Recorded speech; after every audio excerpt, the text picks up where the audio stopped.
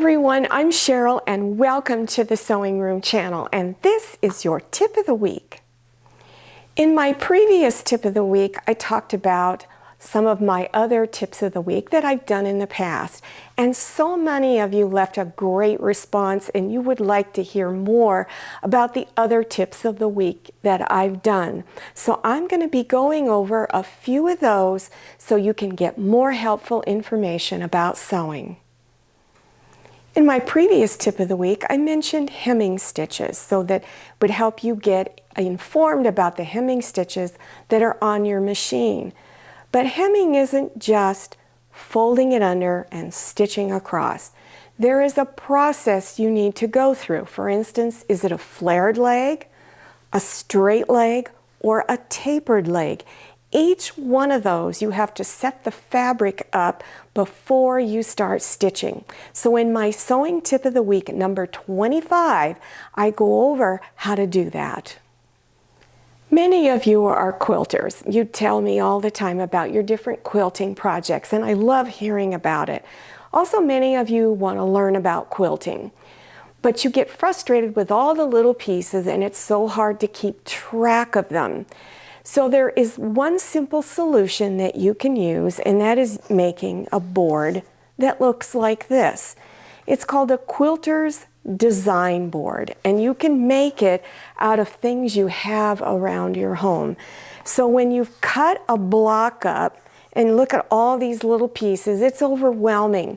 So it sticks to the fabric that's back here, and you can stand it up like this and put it against the wall, and you've got everything right there, so you know where all of those pieces go.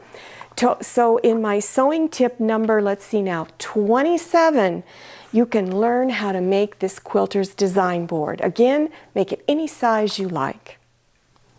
I'm sure you've noticed when you're looking at clothing or other things that are made out of fabric, hopefully you notice if the plaids or the stripes are matched.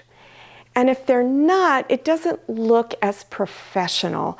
For instance, I don't need to put down Walmart, but when you go to Walmart and you buy a shirt and it's got stripes on it, probably 99 9/10 of the time, it's not matched up. So I talk about matching your plaids and stripes. You need to understand the markings on your fabric patterns so they can help you match everything together.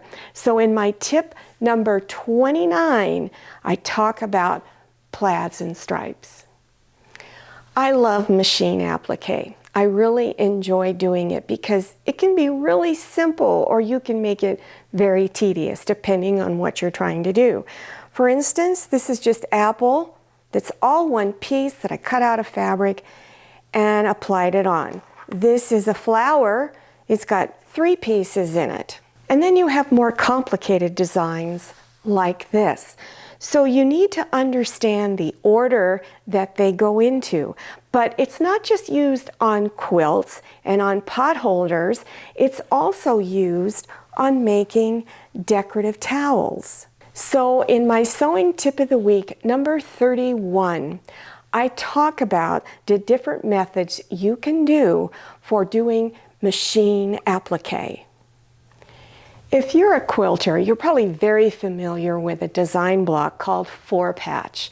This is a double 4-patch. You have 4-patch here, and then this is all a 4-patch. But it gets really tedious cutting out all these little squares.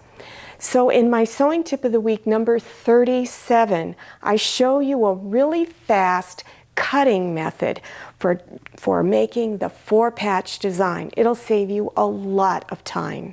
Now, I talk about this sewing notebook all the time. It is so valuable to it. If you're new to this channel and you're thinking, what's a sewing notebook? It's putting in notes about tips and tricks that you've learned how to do, or you have videos that you want to refer back to. You can keep all of that information, and I call it my stitching notes, and it's really easy to set up. So in my sewing tip of the week, number 10, I show you how to put this notebook together. It is really helpful. I also have cross-stitch tips, and I show really simple cross-stitch projects that you can do to help you learn how to get started in cross-stitch. Some are no-sew, or some have a little bit of sewing in it. For instance, this is just a small little cross-stitch design, and this is used to keep track or organize your sewing machine needles. So you have all of these different sections. You can even write in here the kind of needle it is. So you can keep track of all your hand needles or maybe some of your sewing machine needles. And then it just folds up and you can take it to a class. Well, I hope you enjoyed this tip of the week and that you learned something new. Now, all of these tips that I've talked about, the links will be listed below your YouTube screen in the description section. So just scroll down, click on Show More, and it will expand open and you will see all of those links. I'll also have a few beginners sewing projects listed below too. Now don't forget to follow me on Instagram and check out my Facebook page. Thank you so much for watching. I'll see you next time, and happy sewing. If you like the Sewing Room channel, one of the best ways to show your support is to subscribe by clicking on that red subscribe button and give this video a thumbs up. And don't forget to click on share to share this video with your friends. And make sure you click on the bell so you receive notifications for all my new videos. I'm Cheryl, this is Manny, and this is Scotty. See you next time.